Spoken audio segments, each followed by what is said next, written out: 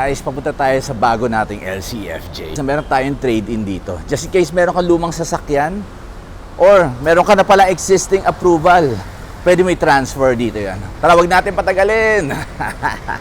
Yeah, so these guys are the FJ. It's the LCFJ, guys. Yan. So dito, yung white is the top of the line. It's the top of the line variant. It's a VX. Then behind this VX is this, the TX. Just a quick comparison. Yan. Actually, hindi naman sobrang dami. And ang price difference sila is 340,000 as of this July 2026. Ang difference itong dalawa is this. Kitang-kita nyo agad. The step board. Right? So wala tayong step board for the TX. Yeah? And iba rin yung design nitong TX, guys. Look at the mags design. It's a steel rim design, whereas this VX is this. Yan. Okay? Black. Black mags pa rin naman siya. Then look at this roof rails. This one is the top of the line. Ang top of the line is meron siyang roof rails. Whereas this TX is walang roof rails. Right?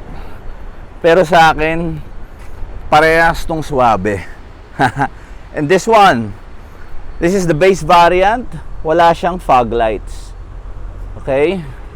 Whereas this top of the line, look at the design of the fog light. Okay? Yan, very functional. Oh, nice. Of course, this one is a white pearl. Yeah, man.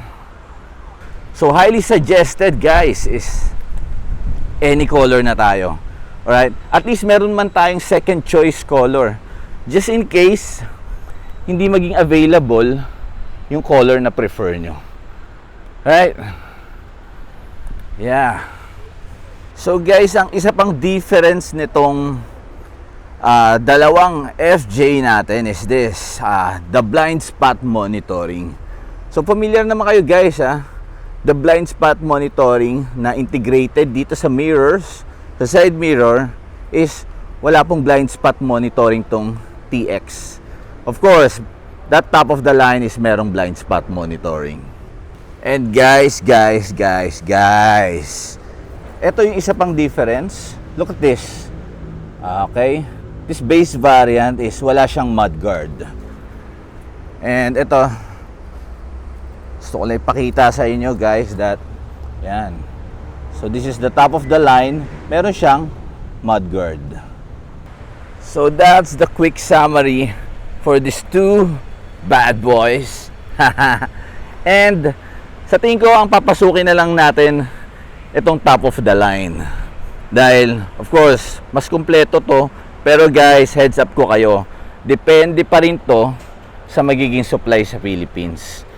Kaya inuulit ko lang lagi, highly suggested is any color na tayo. Alright, let's go inside. Now commencing inside this new bad boy, the LCFJ, guys. So let's go inside. Yeah. So, and the door panel design, ayan, nakita nyo. Okay. The cursor, ayan. It's not joystick design but a cursor type. So ito, pwede mong, ito yung selector nya. Yan ang design. To select kung left side mirror ba ang i-adjust mo or right. Then central lock. And these are the window controls for the 4 windows. Central lock ng windows. Okay. Ano ang texture nito? Alright, guys. This one is soft leather. Yan. Soft leather siya. And also this one. Yan. Running across. Nice. And how about this one? This one is plastic. Okay. And beneath are also plastic. Then this one is the speaker. Rinig nyo? Okay. One cup holder. Okay. Then extended. Pwede nyo ilagay yung files nyo, of course. Then look at this. Meron tayong hawakan dito. Okay? Sa front yan. Then look at this aircon vent design. Yan. Ganda. Vent. And by the way, ito yung pangsara nyo. You know, pwede nyo i-close yung vent by turning this one. Okay? Yan. Then meron tayong ditong guys, sobrang bago nitong LC Land Cruiser FJ natin. I will have to apologize. Inuunahan ko na kayo. Baka mamaya may mga buttons ako na hindi ko pa alam. Okay? Possible na alam ko siya, pero iba lang yung itsura ng button niya. Okay? This one is the, for the auto high beam. Okay? Yan po. Sa mga ibang hindi pa nakakaalam niyan. Okay? Pag dumaan nyo sa tunnel yung sasakyan mo, dahil may mga sensor to, yan, sa windshield, kapag dumaan ka sa tunnel or pag na-sense niya na madilim na yung area, kusa nang bubukas yung ilaw niya. And at the same time, kung meron ka nakasalubong na naka-high beam, etong FJ mo na ang mag-a-adjust. Right? So, siya na yung mag-low beam para hindi magbanggaan yung ilaw yung dalawa. Okay, gets? This one, ito yung pang open natin ng gas. This one for the hood. Right? Then, ito na nga pala yung ating steering wheel. Right? So, power seat adjust to, guys, ha. Yan. So, actually, ganito rin yung design ng Prado. Right? Ganda. So, andito yung dynamic cruise control. Standard cruise control. Right? Then, ito yung mode shortcut naman lagi. Then, yan. Ganda. Grabe, ang laki na itong square design niya sa gitna. Okay, nandito yung busina, of course. Then, between the base variant and this one is mas malaki yung monitor nito.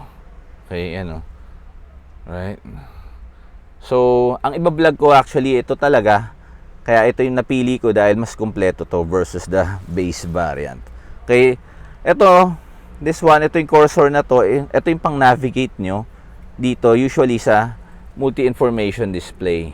Right? Possible yan na nandito yung mga settings natin and this one. Okay? Nice. Meron tayong answer call button dito. Okay? Then, voice command. Yan. Okay. Ito yung volume. Up or down to. Right, guys? Up or down. Yan. Right? Ito naman is, ito yung parang selector natin oh. Yan, left or right. Okay, dito meron tayong piano black finish. Right? Ito is leather design yung steering wheel natin. Nice. And ito yung design ng push start button. Right? Then ito naman ang ating aircon vent. Hazard button. Okay? Then, kung titingin kayo dun sa malayo, actually mayroon dun, That's the FJ Cruiser. Right? And, okay, meron tayong front defogger, rear defogger, off button. This one button, ito napipindot to, This one is for the Automax. Okay, ito mga indicators nito since hindi nakabukas yung engine, walang nakalagay na digital display currently. Right? So, ito, air circulation. And this one is for the thermostat. Then, meron tayong Type-C power supply. Yan. Right? Ano pang nandito natin? This one is, ito yung selector natin for the 4-wheel drive, So, merong high 2-wheel drive, high 4-wheel drive, low 4-wheel drive. Okay? So, dito meron tayong downhill assist button. Nice. I have to apologize for this. Okay? Pwede ko kayong balikan for this. Then, this one is differential lock traction button. Right? So, tignan nyo yung shift knob. Ang laki. Solid. Then, meron siyang press button dito. So, ang mga drive mode natin is this one, reverse, neutral, drive. Then, meron siyang Tiptronic, plus minus. This one is piano black finish. And dyan sa pinakataas is the park. And dito, magugulat kayo. Nilagay pa rin nila dito yung classic na handbrake. Okay? Yan. Ito kasi Very functional niyan dahil grab na lang habang nakafocus ka sa kalsada. Okay? Instead of button type siya na hinahanap mo pa. Okay? Dito meron isang cup holder. Okay? Ito yung design ng ating center pocket. Yung center pocket mo is merong type C. Dito, supply. Then the classic one, yung round na power supply natin. Yan. This one is leather with gray stitching, right? Ulitin ko lang, this one is the top of the line. Okay? Check natin itong glove compartment. Right? Yan yung glove compartment natin. So, same design at the passenger side, yung door panel natin. And then, moving on tayo dito sa headliner. So, black interior. Right? Black ceiling siya. Yan. Nandito pa rin naman yung mirror natin. Okay? Every time you slide this guy, iilaw to. Right? Then, nandito yung ating ayos na cabin light. Ganda ng cabin light, guys. Oh, look at this. Yan. Meron pa rin siyang door function. Yan. Okay? Then, ayan. Imposibleng mawalan to ng mirror. Diba? Then, may hawakan dito, guys. Oh. Nice. Look at that. Right? Solid. Okay? Yan. So, guys, sa mga gusto mag-line up, dinediretso ko na kayo. Diretso tayo sa buyer. Okay? May mga ahente na pumipila para sa buyer. I have to apologize. Kukuhanin namin yung details nyo. Right? So, this one is the second row. Okay? Guys, huwag kayo mayan tumawag ha. I usually leave my Viber and WhatsApp here. Right? And meron tayong isang cup holder dito. So, medyo extended siya ng konti. And handle. And wala tayong leather. Okay, wala tayong leather dito sa second row. It's all plastic. Ito yung door function niya. Right? And full leather po ito. Nice. So, meron tayong lagayan ng file dito. And merong additional power supply. Okay? Yung classic na power supply. Okay? Maganda rin yan. Pwede nyo makabitan niya ng adapter para maging extension siya. At least mas marami kayo makakabit. Okay? Nice. So, it's full leather. Yan. Okay, check natin yung likod. So, yan yung cargo space natin. Right. Yeah. Guys, hindi nyo maaalis para sa mga Toyota fan natin. Okay? Magsalita na lahat ng bashers dyan. Unfortunately, sorry talaga. Madalas tong pila. Okay? Yan. Meron tayo naka-indicate dito na Land Cruiser na name. And actually, ito para may resemblance to ng ilaw. Yung taillight ng Hilux Conquest. Di ba? Yan. Look at that. Yeah. And yan, nakalagay dito yung Land Cruiser FJ. Solid. Then, meron tayong reflector light dito. Then, backing sensors. Okay?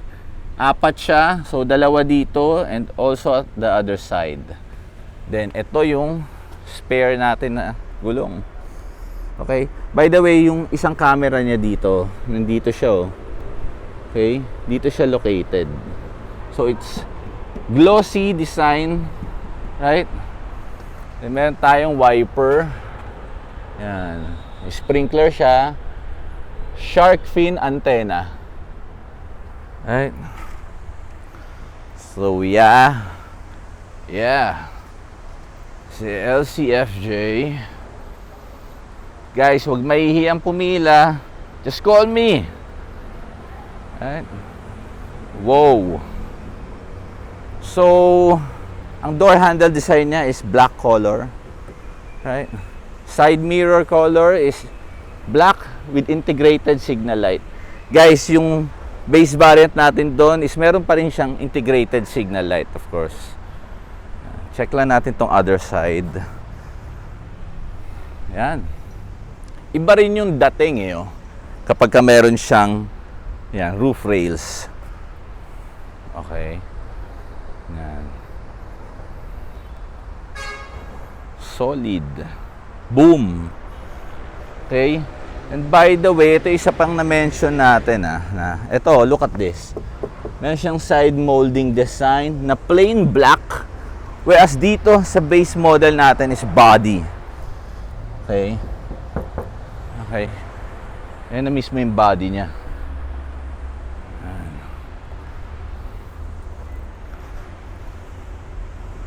Alright. So guys, that's the LCFJ, the new Land Cruiser FJ. So guys, bago tayo mag-end, meron tayong trade-in dito. We accept trade-in even even other brands to, right? So hindi lang basta Toyota, okay? Then pwede rin mag-transfer ng approval just in case meron kang approval, even other brands, okay? So guys, visit my TikTok, YouTube, Viber, WhatsApp. Guys, you have to be patient about this LCFJ. Alam nyo naman yan, hindi karamihan, then ang taas ng demand. Okay? Call me anytime. Bye guys.